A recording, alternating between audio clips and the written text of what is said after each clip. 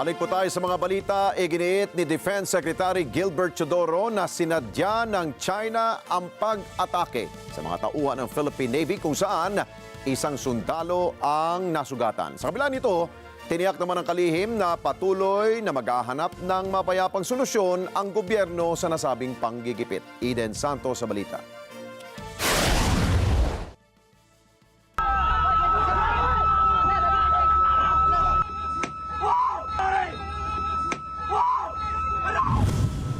We see the latest incident in Ayungin not as a misunderstanding or an accident. It is a deliberate act of the Chinese officialdom to prevent us from completing our mission. Yan ang mariing pahayag ni Defense Secretary Gilbert Chodoro sa biglaang press conference sa Malacanang kaugnay ng insidente sa Ayungin Shoal kung saan 8 sundalo na nagsagawa ng rotation and resupply missions ang nasugatan. Sinabi ni Chodoro na matapos ang pagbisita sa tropa ng Westcom sa Palawan at personal na nakausap ng Pangulo ang mga tropang sangkot sa RORE ay malinaw na sinadya ng China ang pag-atake. Una rito, sinabi ni Executive Secretary Lucas Bersamin na isang hindi pagkakaunawaan o aksidente ang pangyayari sa Ayungin at hindi pa masasabing isang pag-atake. We have now come to the conclusion that it was not a misunderstanding or an accident. Downplaying the incident, it was an aggressive and illegal use of force.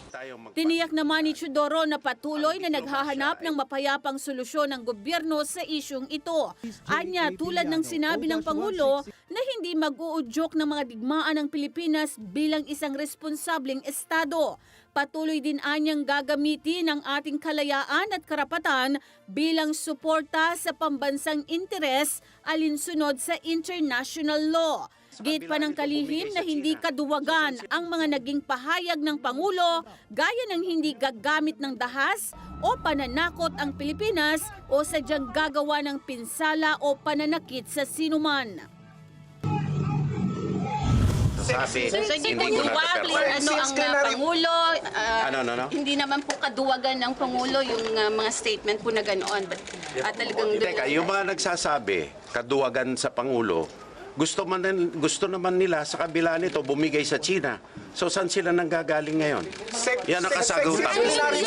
Sa kabila ng huling insidente ng pangharas ng China Coast Guard ay tuloy pa rin ang RORE mission sa West Philippine Sea. Subalit nagpasya ang Pangulo na huwag nang isa publiko ang mga ito. Muling iginiit ni Chodoro na hindi kailangan na humingi ng pahintulot mula sa sinuman ang Pilipinas sa pagganap ng sinumpaang tungkulin sa West Philippine Sea.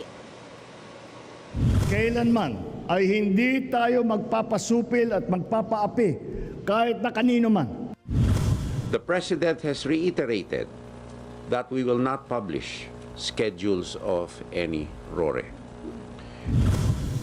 For having been seriously injured during the said rotation and reprovisioning RORE mission to the BRP Sierra Madre LS-57 at Ayungin Shoal, West Philippine Sea on 17 June 2024.